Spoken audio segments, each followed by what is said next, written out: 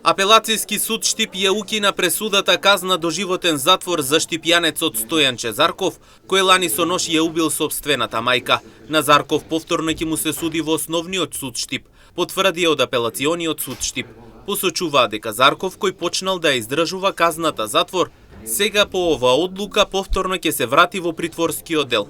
Инаку во февруари годинава на Зарков му беше изречена казна доживотен затвор, бидејќи лани на 8 август во раните утрински часови ја уби својата 84 годишна мајка Марија Заркова. Убиството го извршил во семејниот дом со нож, пошто се јавил на бројот за итни повици. Судечкиот судија Сашко Георгиев во основниот суд во Штип, во изрекување на пресудата, рече дека станува збор за најтешко кривично дело убиство, а заштитата на човечкиот живот има апсолутен карактер и животот е природно човечко право.